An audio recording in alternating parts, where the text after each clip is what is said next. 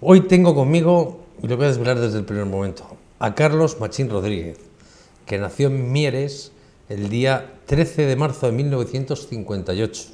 Le van a ver y se conserva muy bien el hombre. Fue corredor profesional de ciclismo del 81 al 86, corriendo para los equipos Helios y Chocolate el Hueso. Hoy regenta en Medina del Campo una empresa de instalaciones de calefacción y fontanería, pero y además luchando como todos nosotros en esta época, y es un hombre que conoce muy bien el luchar. Pues muy sí. buenas, Carlos. Muy buenas tardes. ¿Qué tal, Javi? ¿Qué tal un asturiano en las tierras de Medina, afincado en Medina? Afincado en Medina, pero ya llevaba tiempo, porque estuve otros 20 y algún años en Valladolid. O sea, me siento más castellano que asturiano. Porque tú en Mieres, naces en Mieres. Nazco, sí, en Mieres. ¿Y cuántos años pasas allí? No sé exacto, porque siempre he intentado preguntárselo a mis padres, pero creo que fueron 3 o 4 años nada más.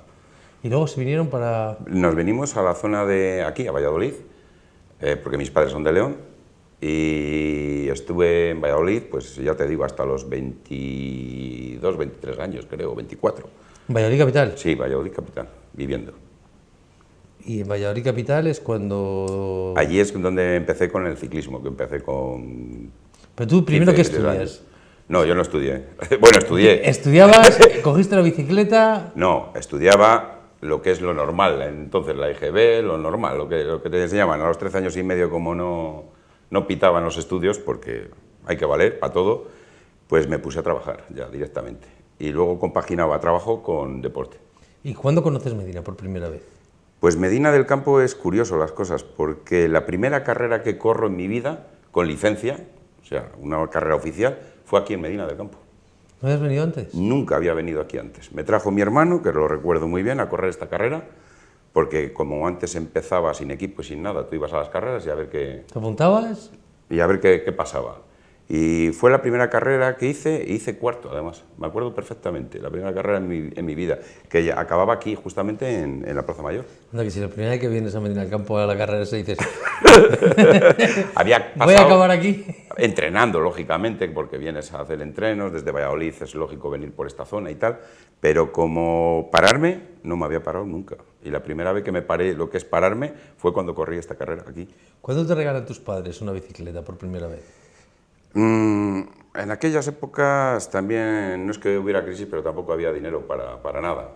Y como yo empecé a trabajar, la primera bicicleta me la hice yo, con chatarra, soldando un cuadro, sí, comprando piezas. Y me la hice yo. ¿En qué trabajabas? De fontanero. De fontanero. Claro, exacto. Entonces me la hice yo y empecé por hobby, me gustaba muchísimo, lógicamente, y ya de ahí ya empecé a funcionar, ya empecé a cada vez a gustarme más la bicicleta, y hasta que me metí en ella. ¿Y la primera de carreras?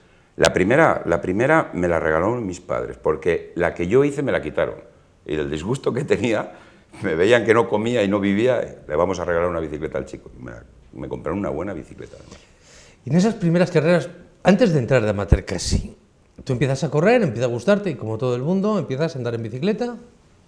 Y digo, oye, pues me gusta esto, pero claro, ¿cuándo empiezas a saber que eres bueno o competitivo? Pues entonces, en aquella época, sí, me acuerdo perfectamente que todos corríamos, la mayoría no había equipos, porque los 4 equipos que había estaba la mejor gente, los que mejor funcionaban, lógicamente. Entonces tú vas por libre a todas las carreras y te pagas tus gastos y todo, o sea, era caro, porque simplemente ir a León había que pagarte el tren, volver, etcétera, etcétera, y no ganabas un duro. Pero claro, los equipos se fijan en ti. Y yo ya con 16 años, 17, ya les daba guerra a los grandes. Me veían algo. Y me fichó ese año, a los 17 años, me parece que fue, Moliner, que es de Valladolid.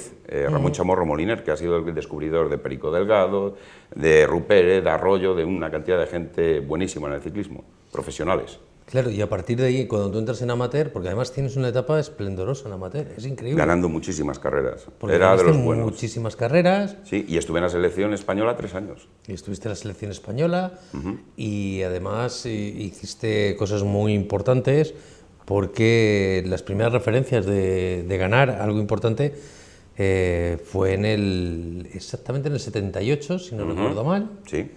Porque en el 78... Gané la Vuelta a los Puertos. Ganaste la Vuelta a los Puertos. ¿Ese fue quizás tu gran salto?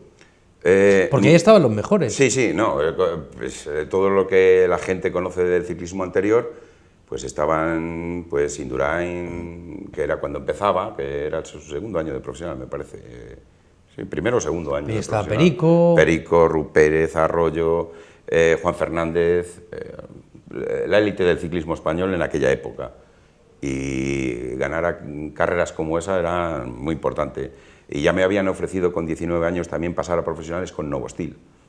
Con un equipo, Novostil, que era un equipo en Valladolid, que estuvo en los hermanos Marino. ¿En qué año te lo proponen? En el 79. Bueno, un año antes de que tú para que pasara ya profesional. Ya me habían ofrecido profesional. Y entonces en aquellas épocas solo pasaban a profesionales 2, 3 corredores máximo. ¿Tú ya tenías claro en esa época que lo tuyo era ser profesional? Sí, sí, sí. Yo ya dejé de trabajar y yo solo me dedicaba al ciclismo.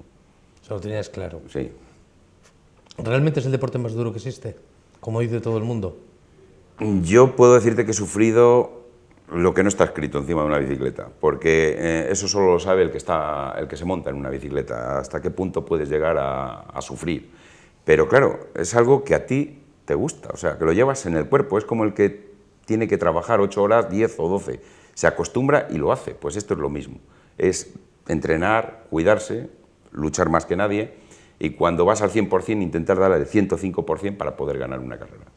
Claro, lo que pasa es que luego, es lo que estamos diciendo, ahí no te... En un partido de fútbol te puedes esconder un ratito. No, aquí no. Ahí te puedes esconder un ratito, dice, bueno, voy a coger aire que ataque los del extremo derecho. Pero aquí yo he corrido vueltas a España con fiebre, malo, como yo, casi todos mis compañeros, y hacer los 180, los 200, los 230, los 240 kilómetros de rigor y a llegar a meta para ver si al día siguiente estás mejor.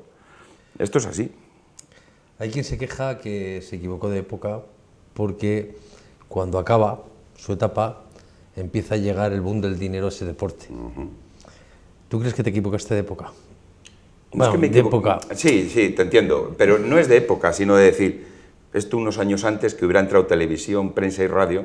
Hay que decir que televisión entró en el año 85 a retransmitir. 81 empezó con la Vuelta a España. Sí, un año casi después de que tú te hicieras profesional, sí. Es cuando empezó a retransmitir, pero claro, no había esa conciencia. No. Estaba Unipublic, los hermanos Franco, que eran los que dirigían la Vuelta a España.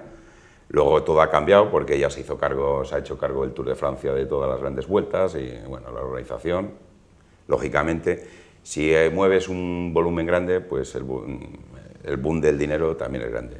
¿Cuánto se ganaba entonces? ¿Se puede preguntar? Yo sí, yo me acuerdo de nóminas en el año 80, 81, me parece que era. Hablamos con Helios, con el equipo 64.000 pesetas al mes o así cobrábamos. Tampoco era para...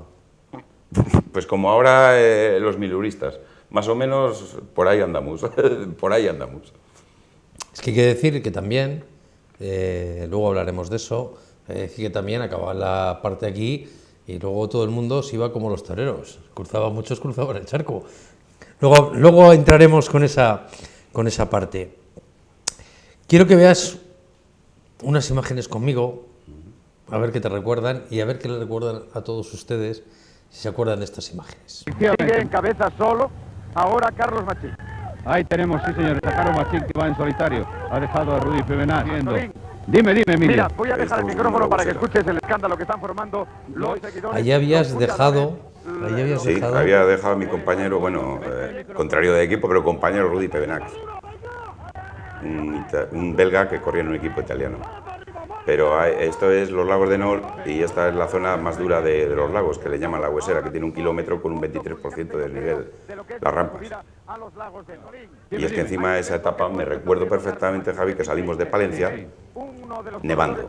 Hacía un frío horroroso, lloviendo y fue casualidad que ahí en los lagos hiciera bueno. De todas las maneras, ¿cuándo os fuisteis? Porque ya lleváis 110 kilómetros. Sí, 110 kilómetros escapados. ¿Con cuánto entrasteis, te acuerdas? 5 minutos me parece que entramos ahí. En la subida. En la subida. Pero es que son 12 kilómetros para arriba. Y final de etapa y llevas ahí ahora mismo 180 kilómetros en las piernas ya. Metidos. Hombre, locutores se deshacen elogios contigo. ¿Eh? Que se deshacen elogios. Sí, porque la gente lo que le gustaba antes en el ciclismo eran las gestas. Las gestas es lo que siempre más ha valorado. Pues yo me acuerdo de mi compañero de Pedro Delgado, que lo que más se veía en él era cuando atacaba y nadie guardaba nada. Ahí para mí ha sido uno de los mejores corredores que ha habido en España también, Marino Lejarreta, que corría en el Alfa Luna italiano y fue el que ganó la etapa. Además me pasó, me miró y al día siguiente me dice, oye, que lo siento. Digo, no, esto es así, macho. ¿Qué es lo que hay? Detrás de Carlos Machín, Marino Lejarreta. Dime, Antolín, Emilio, dime. En la bajada, Sí. en la bajada hacia el lago Enol, está rodando aproximadamente a unos 55-60 kilómetros a la hora. En esta bajada, Carlos 55 a Machín 60 con la kilómetros a la cabeza hora. sobre el manillar Sí. y a una velocidad ahora superior a los 65 kilómetros a la hora. ¡Qué maravilla! Se lo está jugando todo, evidentemente, en estos momentos. Ahí. Vale, si te parece. Lleva 110. Oye, pues, qué tiempos aquellos, ¿eh? Con flequillo, con ganas, Con 60 y pocos kilos. con 60 y pocos kilos. Oye, Todo hay que contarlo. ese sabor de tener ahí cerca. Sí, pero no me quedé mal, me quedé muy bien, porque cuando das todo lo que tienes, No, y después, claro. porque si te reservas algo dices, joder, es que podía... Sí, pero no. aquí. Sí, claro, pero no, yo me acuerdo perfectamente de que di todo lo que tenía que dar. Al día siguiente yo no me había dado cuenta de la gesta que se había hecho en esos momentos. Cuando ya llegas a los hoteles, te va toda la gente a felicitar, oye, vaya etapa que hiciste, tal, no sé qué y tal. Pues sí, he debido hacer algo, porque como no te enteras de nada, estás a lo que estás. Oye, te pasé una anécdota con el italiano que te acompañaba. Sí, que sí, le sí. dejaste en la subida. No, es que me iba preguntando, dice, ¿cómo es este puerto? Digo, es largo, muy largo. Dice, ¿y duro? Digo, sí. Bueno, pues íbamos subiendo los dos a relevos, como siempre se hace en el ciclismo, y ya llega un momento, dice, que si habíamos pasado lo duro, pío duro. Digo, sí, ya... Falta lo más duro todavía. Dice, pues adiós, chao. Y se quedó. Se quedó. Dice, yo ya no sigo. Y a él le cogieron rapidísimo. Además, era una etapa importantísima porque luego de perseguidor iba Inol también Sí, con su equipo. corría Inol, Fiñón, Lemon, Saroni, Moser.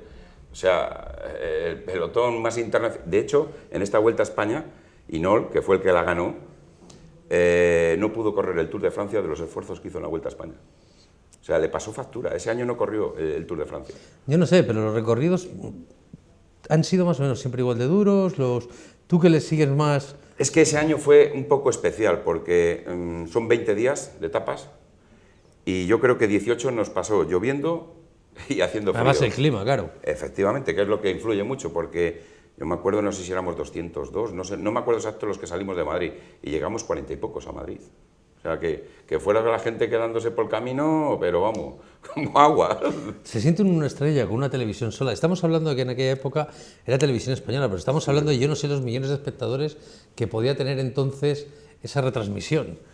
Pero se siente veía. una estrella cuando... No te das cuenta de si eres una estrella o no, lo que te das cuenta ¿Por qué? es Porque cuando no paras acaba. tan rápido. No, estás metido en la vorágine de la vuelta, o sea, estás con mañana esta etapa, a ver qué va a pasar, abres la ventana, sales por la mañana y lo primero, miras para arriba, está lloviendo, madre mía, hoy la del pulpo, o nos salió una etapa como nos salió de aquí, de Zamora, Orense, 280 y pico kilómetros, con el aire de cara hasta Orense, llegamos a las 8:30 ya de noche. O sea, ha sido etapas, no te enteras, hasta que no acaba la Vuelta a Además, España no te fue das muy cuenta. dura porque además en esa etapa, ese año, llegaron muy poquitos corredores, ¿no? Muy poquitos, 43, 44 corredores llegamos nada más a Madrid. Si parecíamos un grupo de juveniles corriendo. Allí ya en el Paso de la Castellana, que siempre acabábamos allí, claro. Corriste con dos equipos, con Helios. No, primero empecé en Zor, que era Fosforera, que fue el primer equipo, bueno, miento, Helios, primero Fue el primer Helios, Helios Novostil me parece que se llamaba. Y luego fue a Chocolates Hueso. No, de ahí a Fosforera, a Zor, que fue cuando fichó Pino también, que yo estaba con Javier Mínguez aquí en Valladolid. Estuvimos que corrió Miguel Marilasa, José Luis López Viejo, que corrió en el CAS. Estuve otro año con Zor. De Zor me pasé a Hueso, de Hueso a Zahor, y de Zahor a Lotus Festina. Wow. ¿Cuál es el líder más carismático que has tenido que respaldar tú? Rupérez, Faustino Rupérez. Sí. Ganó una Vuelta a España, de hecho, y bien ganada. Y me gustaba mucho sus maneras, su constancia. Pedro Delgado, aparte de ser mi amigo, es un corredor como la copa un pino. Es un hombre muy potente de todo. Montaña es lo mejor que hay. Luego daba espectáculo. Pedro hizo que el ciclismo en Sí, España porque subiera. quizás ha sido mejor ciclista después, Sí. pero como espectáculo, esas arrancadas y Eso de demás. atacar en montaña, la gente lo que quiere ver es espectáculo. Es igual que cuando ves fútbol, o yo por lo menos. Si ves un partido tenso, duro, dándose caña y tal, te gusta. Como veas un partido y tal, pues el ciclismo pasa lo mismo. Si solo vamos a ver la gente metida en un pelotón y luego para el último kilómetro el sprint y se acabó, la gente no vive ese ciclismo. Lo que le gusta es ir a un puerto y ver cómo se queda la gente. Veíamos en las imágenes como, bueno, veíamos en las imágenes, en este caso contigo, pero como el director, venga, vamos, no sé qué, se pueden pasar 5 minutos.